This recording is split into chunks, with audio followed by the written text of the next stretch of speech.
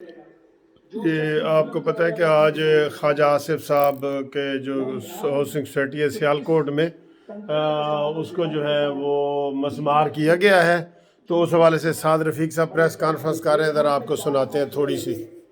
یا civil dictator بھی آئے ہیں، مگر جو موجودہ حکومت ہے ایسی آمرانہ روش ہم نے پہلے نہیں دیکھی، جو صرف یہ چاہتا ہے حکمران کہ اس کے سارے مخالف جو ہیں وہ ایلیمینیٹ ہو جائیں، تو انشاءاللہ ہم ایلیمینیٹ نہیں ہوں، نہ ہماری آپ آواز بند کر سکیں گے، نہ آپ سے مسلم لیگ نون کو آپ کارنر کر پائیں گے، نہ پی ڈی ایم کو کر پائیں گے، اور اس کی بنیادی وجہ یہ ہے کہ آپ بدنیت ہے،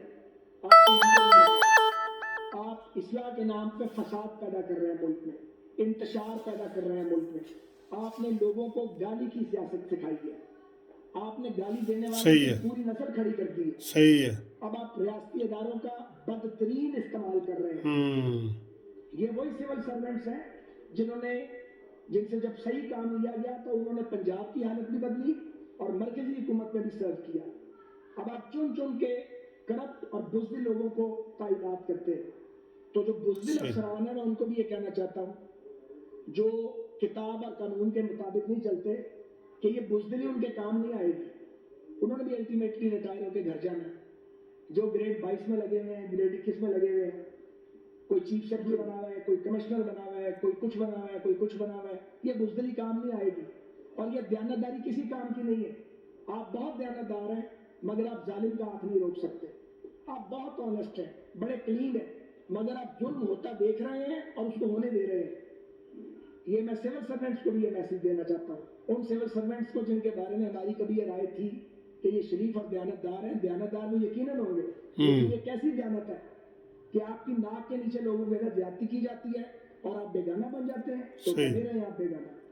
اس بات کا بھی آپ کو جواب اور حساب آگے جا کے دینا ہے، ایک 4 آنے کی نوکری کے لیے، ایک چھوٹے سے اقتدار کے لیے، ایک چھوٹے سے اختیار کے لیے آپ عمران خان کی حکومت کے اعلیٰ کار بن گئے۔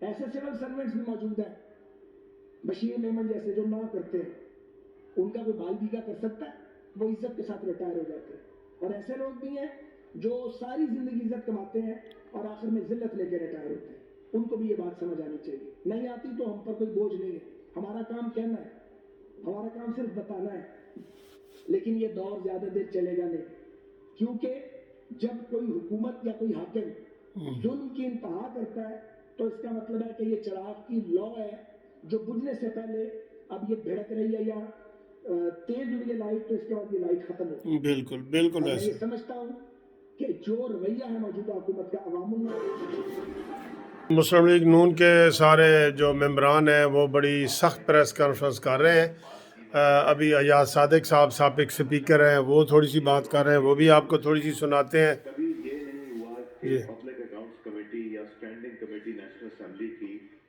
اس کو روکا جائے کہ وہ اپنا کام کرے، یا اس سے یہ کہا جائے کہ آپ یہ ایجنڈا نہیں لے سکتے۔ یہ پاکستان کی تاریخ میں پہلی دفعہ ہوا ہے کہ روکا گیا۔ تو جو روکنے والے ہیں یہ نیازی صاحب کی حکومت والے، ان کو کون سی ایسی فکر ہے، پریشانی ہے جو یہ براڈ شیٹ والا کیس پبلک اکاؤنٹس کمیٹی میں ڈسکس نہیں کرنے دیتے؟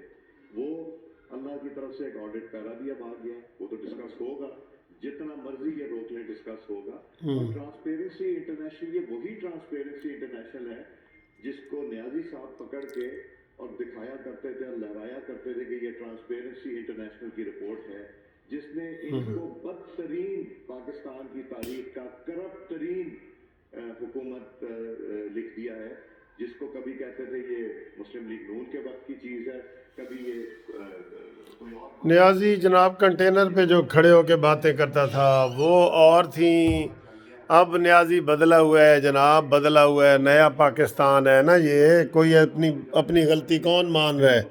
کوئی نہیں مان رہا جناب، یہ سنیں مزید۔ کا لکھا ہوا تھا کہ یہ بے نامی ٹرانزیکشن ہوئی ہے بنی گالا کی، بنی اس کا بے نامی کو انہوں نے ختم کر دیا اور اس کو کہا کہ باقی جتنے رستے میں بنی گالا کے زمینیں آتی تھیں ان سب کو ریگولرائز کر دیں، مگر ان کو گرا دیں، مسمار کر دیں، مگر ان کے گھر کو کر دیں۔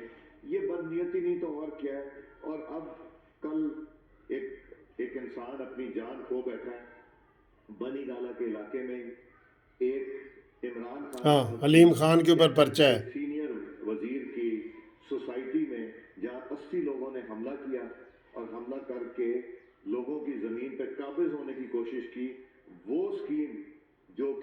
बार हाई कोर्ट ने जिसको लिखा है कि ये गलत स्कीम है और इसको कैंसिल किया जाए, उस स्कीम को वो और इमरान खान साहब को बनी गाला से ये नजर आती स्कीम, वहाँ उनको कोई ख्याल नहीं आया कि ये भी ना उनके वो जो अहलकार हैं, वो जो एक भारी भरकम से साहब हैं, वो अताज साहब के दोस्त हैं, शायद जानते हैं, वो ना उन्होंने की जो अकाउंटेबिलिटी की बात करते हैं।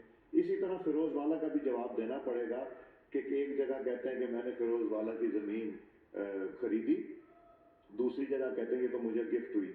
तो ये तजाद जो है डॉक्यूमेंट्री बनी गाला के सारे घर गिरा दिए गए सिवाय इमरान खान के, और इमरान का रेगुलर कर दिया गया, ये जायज़ करार दे दिया गया। यार ये हद होती है, यकीन करो ये इस वक्त हद हो रही है कि इमरान खान के अंदर ये जो साद रफ़ीक साहब ने एक लफ्ज़ इस्तेमाल किया है, सिक्का शाही। सिक्का शाही जो है ना, ये नहीं चलेगी, सिक्का शाही नहीं चलेगी। और अब इसी तरह हो रहा है, बिल्कुल क्लियर कट अपनी स्कीम ठीक है और दूसरे की गिरा दी है। ये कोई तरीका है? खोखर पैलेस गिराया तो हाई कोर्ट ने बहाल नहीं कर दिया, और आज वो इसकी आग ठंडी नहीं हो रही यार, इसको कोई ठंडा करने वाला मिलना चाहिए, बंदा ठंडा। किसी की स्कीम, जाती स्कीमों में बिल्डिंगें गिरा देते हैं, जिस तरह ये मेयर साहब का हुआ, जिस तरह अफजल खोखर साहब का हुआ, और अपनी कोई चीज़ नहीं नज़र आती।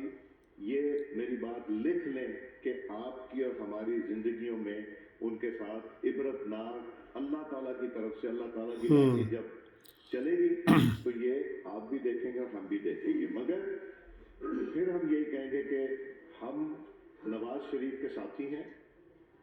कोई अल्लाह ताला की मेहरबानी से ना अपनी जगह से हिला, ना घबराया, नुकसान करने के बावजूद।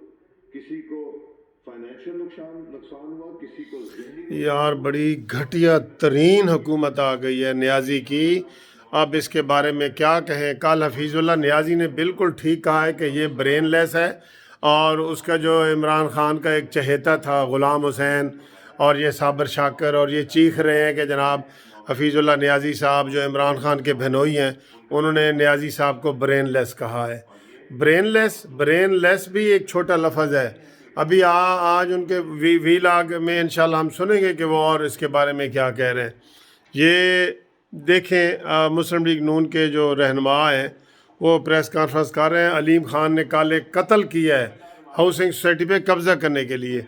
ये तारड़ साहब हैं, हमारे वकील हैं, ये भी बड़ी अच्छी बातें करते हैं, ज़रा सुने। शहजाद अकबर नामी आदमी से आज से 1 साल कबल मुराद अकबर नामी एक शख्स है जो इनका सगा छोटा भाई है, जिसने पिंडी के एक मौजे में जमीन पर कब्जा करने की कोशिश की।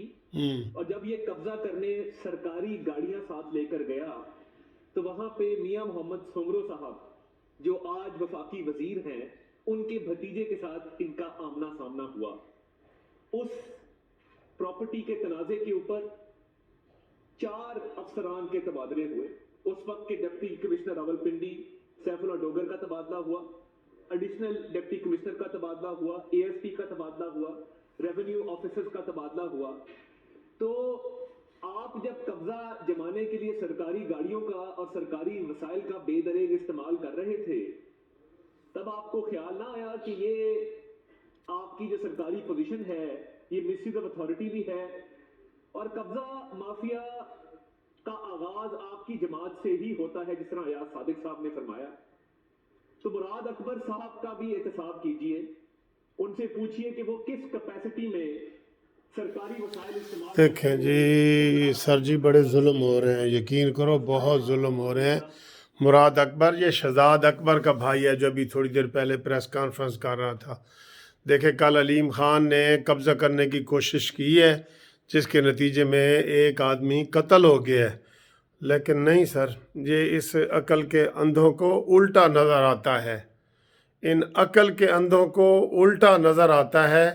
लैला नज़र आती है, मजनू नज़र आता है।